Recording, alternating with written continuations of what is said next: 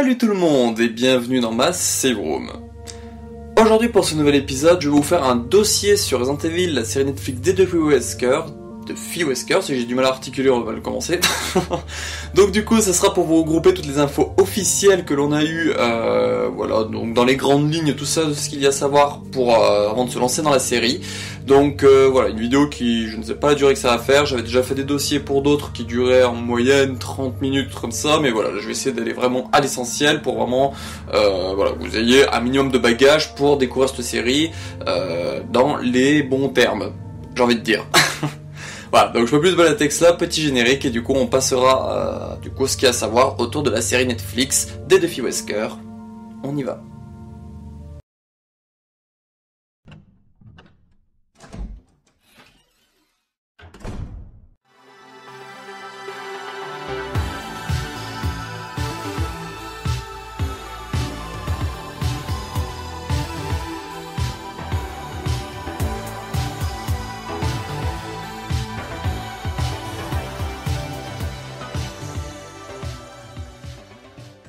Du coup, la série a pour nom Resident Evil tout court, donc voilà, il n'y a pas de sous-titres ou trucs comme ça. D'autres pays ont potentiellement des sous-titres, j'ai cru voir passer que notamment en Pologne ça serait Remedium, donc voilà, à vérifier, mais voilà, pour la France c'est juste Resident Evil et pour d'autres pays aussi. En site, nous avons un petit site officiel qui s'appelle Umbrella is Joy, donc voilà, qui nous a donné quelques informations sur la série, notamment où se situe la ville, tout cela. Donc voilà, le lien je vous mettrai en description. Je vous mettrai aussi le lien en description de l'Instagram officiel de la série, où dessus il y aura voilà des choses que je vais parler au cours de l'avancement de la vidéo, notamment tout ce qui est des spots publicitaires ou trucs comme ça sera là-bas qu'il faudra y trouver. Du coup, en format, c'est une série. En type Netflix, mais que c'est une série SF, une série d'épouvante, une série US, une série d'action et d'aventure.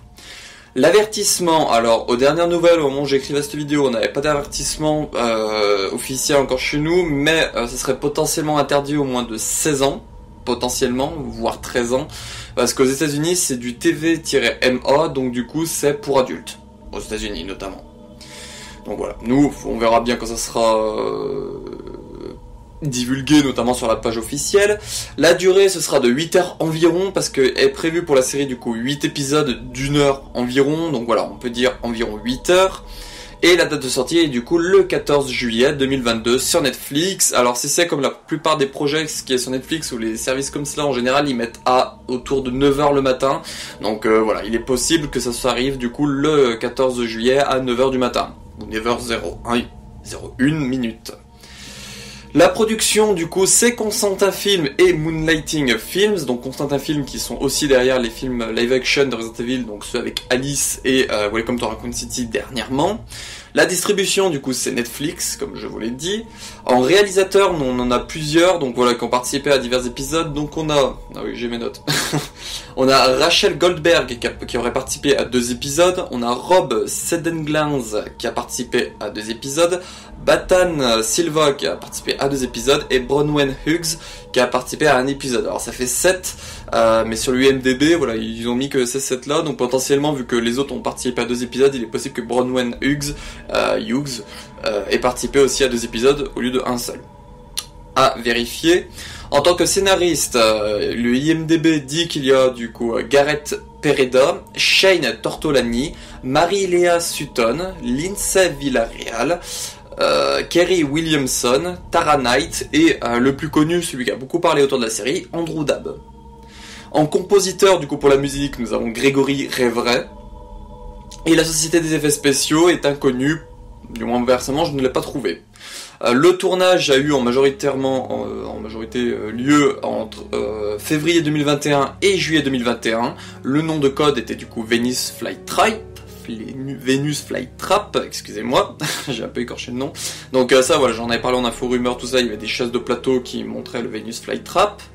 Nous avons, à un moment où j'enregistre, 4 trailers, donc 3 principaux et un qui est sorti dernièrement avec quelques nouvelles images et qui parle un peu des personnages, un peu de choses autour de la série. Donc voilà, il peut plus être compté comme quelque chose de niveau marketing, truc comme cela. On a également quelques petits spots en plus, donc on a des spots sur les personnages, on a des spots avec le chien, voilà, on a des petits spots en plus, notamment qui sont tous trouvables, si j'ai pas de bêtises, sur l'Instagram que je vous mettrai en description.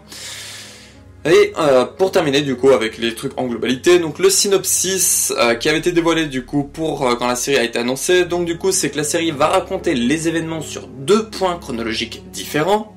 Dans le premier du coup qui est en 2022, les sœurs Wesker, Jade et Billy déménagent à New Raccoon City, une ville industrielle.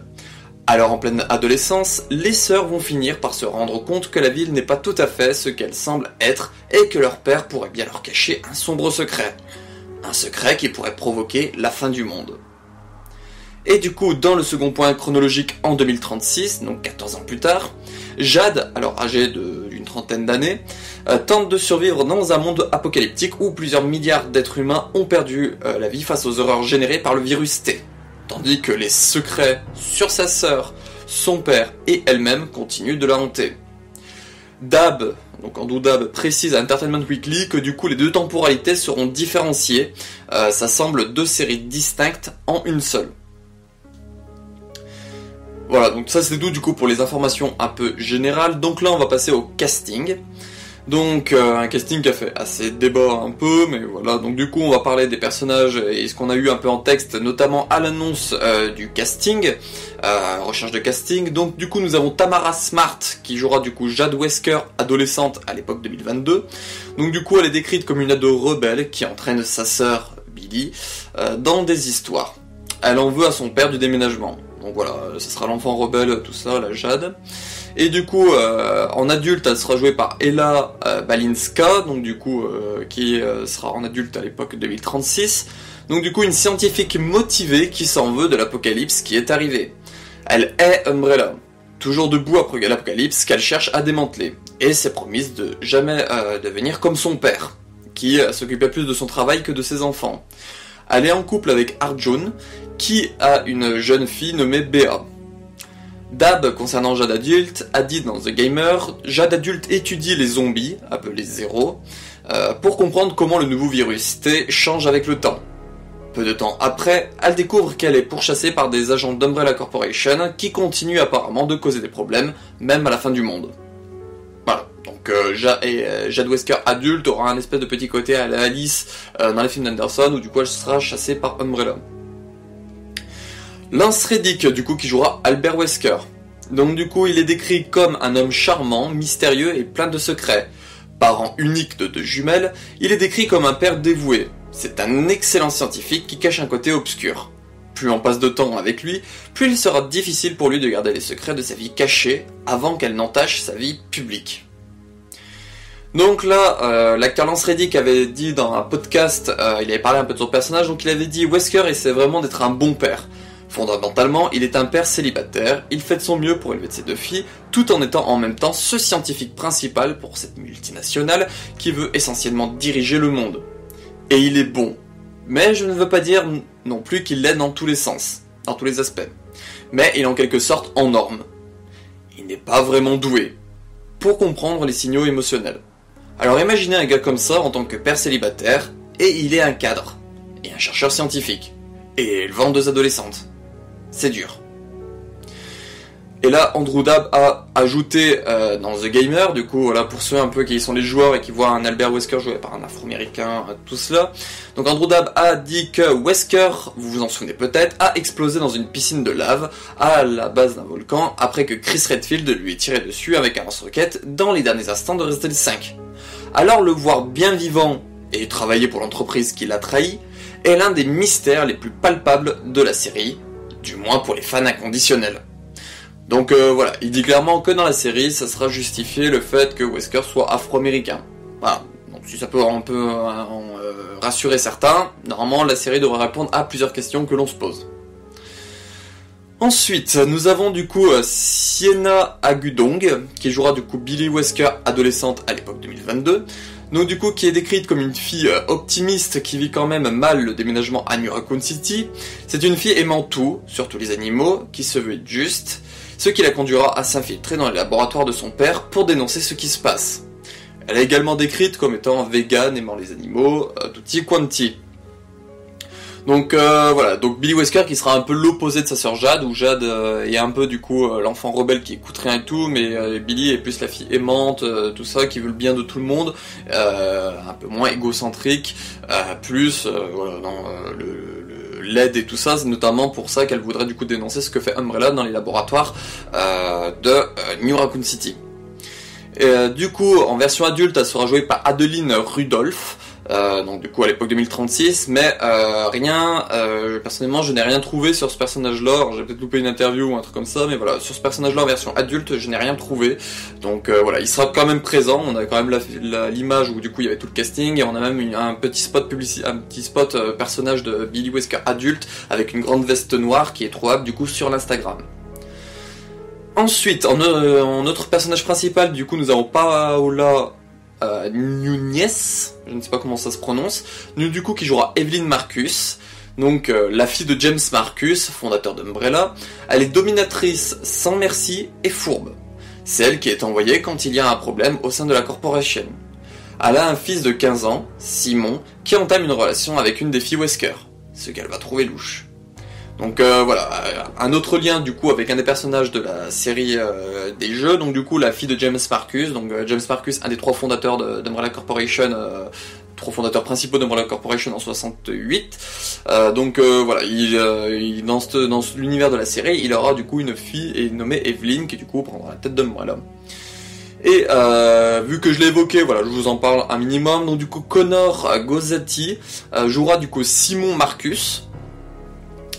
Voilà, donc du coup, qui est le fils d'Evelyn Marcus et qui serait en couple avec une des deux filles Wesker. Voilà, on ne sait pas encore laquelle pour le moment. Il y a une photo qui avait tourné dans Entertainment Weekly, si je dis pas de bêtises. Normalement, si j'y pense, je vous mettrai l'interview en dessous. Du coup, il y a une des photos, il est avec Jade Wesker, donc potentiellement en couple avec Jade Wesker. Voilà, ça serait possible vu qu'ils sont tous les deux sur une photo. Donc là, du coup, nous allons parler du casting humanoïde, j'ai envie de dire. Donc là, on va passer du coup aux créatures. Donc, on a certaines créatures du coup qui ont été dévoilées dans les trailers, tout cela, il y a des photos. Donc les premières, donc c'est les zombies qui seront, voilà, donc il y aura des zombies et les Zeros, ce sera les versions du coup améliorées avec le nouveau virus T. Donc voilà, ce qu'il nous racontait dans le descriptif de Jade Wesker adulte. Donc voilà, qu'elle étudiait l'évolution du virus T qui contaminait les corps et du coup qui entraînait des mutations, tout cela, du coup qui donnait un nouveau nom à ces zombies qu'ils appelaient les Zeros. Alors pourquoi Zeros? Aucune idée. Ensuite, en autre créature, du coup, on a un chien zombie ou un cerbère, ça dépend du coup s'il a été développé volontairement par Umbrella ou non. Potentiellement, du coup, ce serait un cerbère parce que vu qu'on le voit dans les labos et tout, ce serait potentiellement un test de ce nouveau virus T sur le chien. Donc voilà, la série nous confirmera si c'est un chien zombie ou un cerbère. Donc voilà, la différence est minime, c'est juste qu'un c'est une contamination primaire et c'est une contamination secondaire. Donc voilà, normalement vous avez eu sa petite photo et tout. Vous pouvez retrouver sur l'Instagram alors je crois qu'il l'a enlevé sur l'Instagram, il l'avait mis juste en story, mais je pense que sur YouTube, voilà, si j'y pense, je vous mettrai le lien. On avait un petit trailer, on voyait le chien en mouvement, ou sinon voilà, vous regardez les trailers, on le voit en mouvement, en train de courir et tout, notamment dans le dernier, on le voit sur la table avec la petite peluche Joy. Ensuite, on a une araignée, voilà, une araignée contaminée qu'on voit se déplacer dans des couloirs et tout, donc voilà, une petite ABO pour les arachnophobes. On a aussi un ver, donc voilà, qui avait été dévoilé dans le trailer numéro 2, si je dis pas de bêtises. Donc voilà, un ver géant, un peu à la Gulpworm ou à la Gravedigger de Code Veronica et RE3 respectivement, original. Donc voilà, et du coup une des dernières ABO qui a été dévoilée officiellement, c'est le Dr Salvador ou le Ganado à la tronçonneuse, donc voilà, qui serait présent aussi dans la série. Donc du coup, petite particularité, c'est que les ennemis cités au-dessus viennent du virus T, il est fort probable, voire quasiment sûr, notamment, mais pour ce Dr Salvador Ganado à la tronçonneuse, si il suit vraiment les jeux, techniquement il peut pas être créé par le virus T, mais du coup par le parasite Aspagas. Donc voilà, il est possible qu'on croise du parasite Aspagas dans la série. Voilà, on verra une fois que la série on l'aura regardée. Plus d'ABO aurait été teasé, donc ça voilà, j'en ai parlé dans mon préavis avec du coup mes invités qui s'est déroulé la semaine dernière. Donc voilà, j'ai parlé qu'il y avait plusieurs ABO qui auraient été teasés, notamment un alligator géant et potentiellement une Lisa Trevor-like, voilà, donc soit vraiment Lisa Trevor qui ferait revenir dans la série, ou soit quelque chose qui aurait subi des mutations et tout, et du coup qui serait devenu une espèce de Lisa Trevor. Voilà, à vérifier, à voir si ça va être confirmé ou pas, mais voilà. potentiellement d'autres ABO qui n'auraient pas été montrés dans les trailers grand public seraient présents. Concernant les lieux, donc concernant les lieux, on n'a pas beaucoup de lieux, on en a deux vraiment cités et un qui appartient à un des deux lieux. Donc le premier, on a New Raccoon City, donc voilà, situé en Afrique du Sud, donc voilà une petite ville, une petite banlieue, machin comme ça, avec en son sein le QG d'Umbrella. Donc voilà, normalement je vous mettrai peut-être des photos qui défilent ou je ne sais pas quoi, mais voilà, si vous regardez les trailers, vous voyez qu'on a un grand plan sur la ville et au centre, il y a l'air d'avoir un espèce de gros bâtiment central et du coup ça sera le QG d'Umbrella quasi sûr. La ville qui est faite aussi en octogone, voilà pour rappeler le logo d'Umbrella. Et du coup, quand on passe du coup à la période 2036, on a l'air de plus se retrouver dans un Londres post-apocalyptique. Donc voilà, à voir ce que ça va nous raconter tout cela, comment ils vont se retrouver d'Afrique du Sud en 2022 à Londres en 2036, voilà. Tout normalement devrait être justifié dans la série, tout cela. Donc voilà, c'est les deux principaux lieux que l'on a cités en termes de ville. Et après le QG d'Umbrella qui aura quand même un lieu assez central.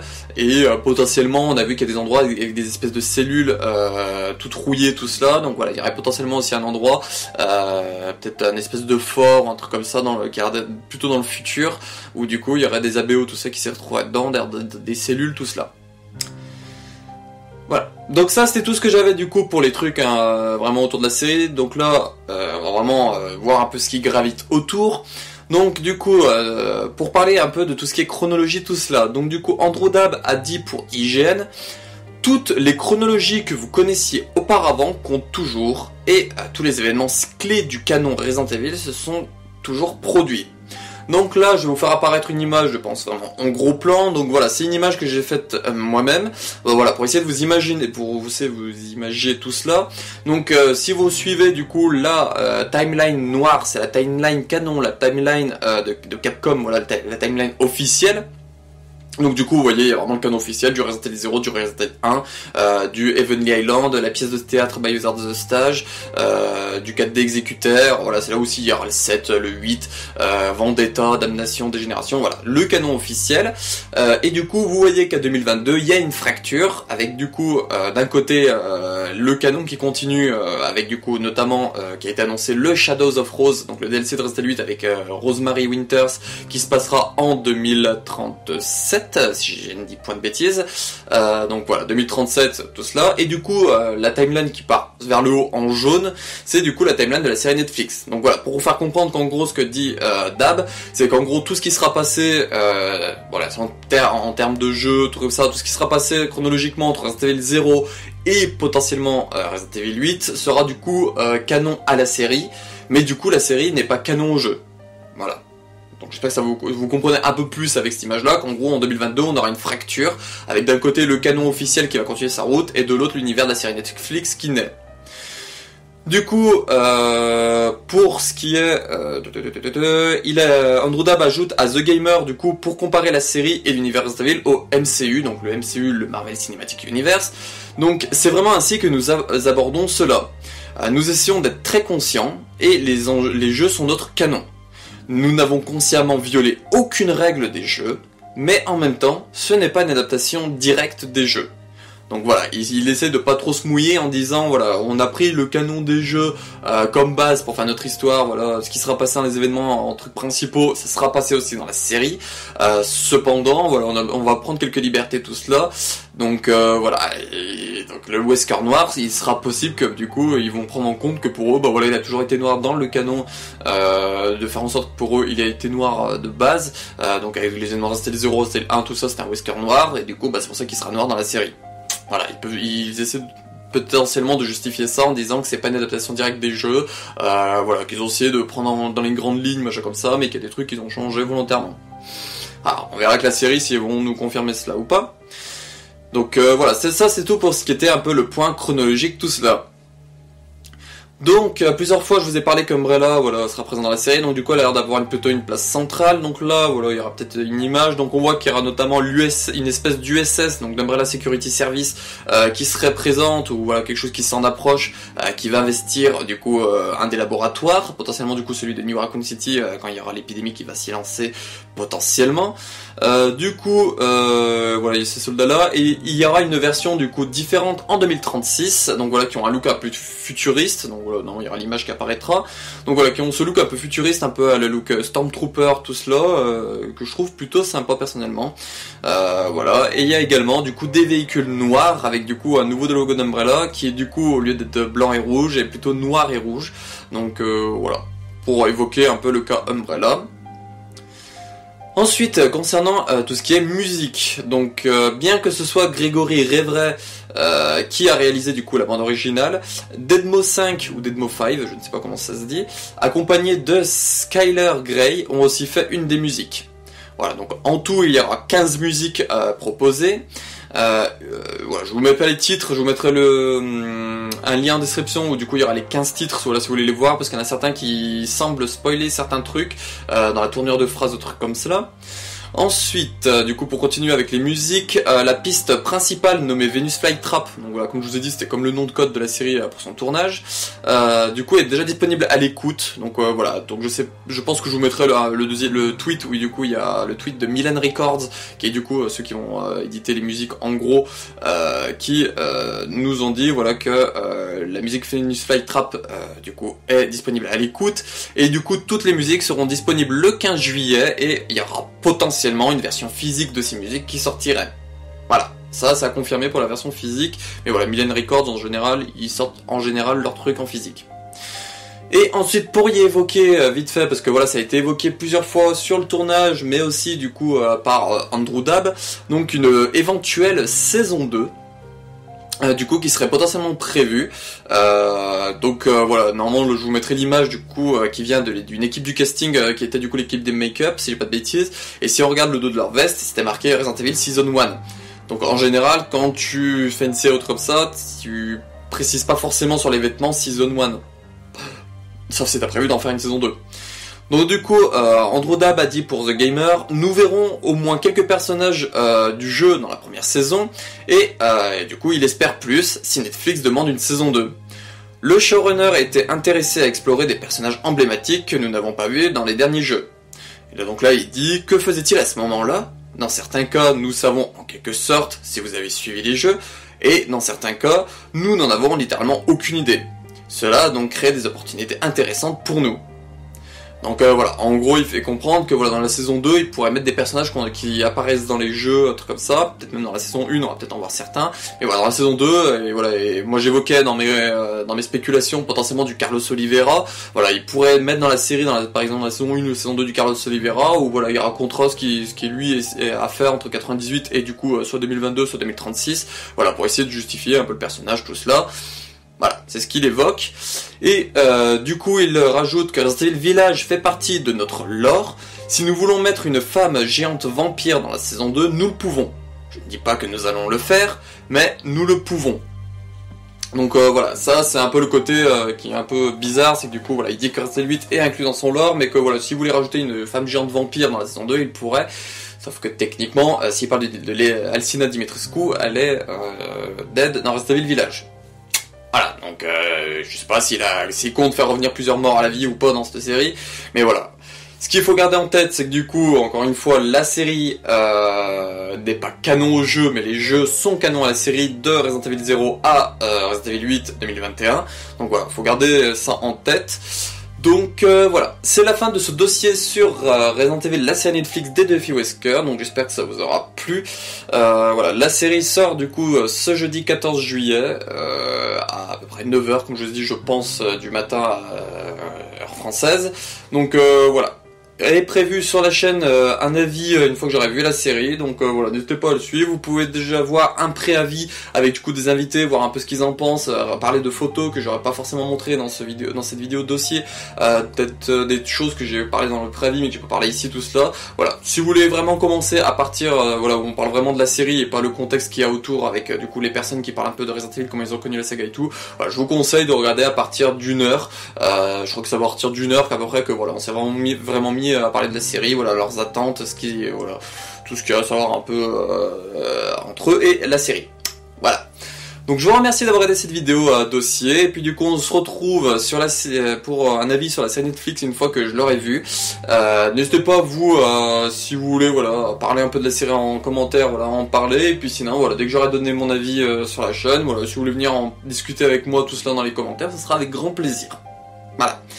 Donc je vous remercie encore une fois d'avoir regardé cette vidéo, et on se retrouve pour une autre vidéo sur la chaîne qui sera du coup potentiellement l'avis sur la série, et puis bah, ciao.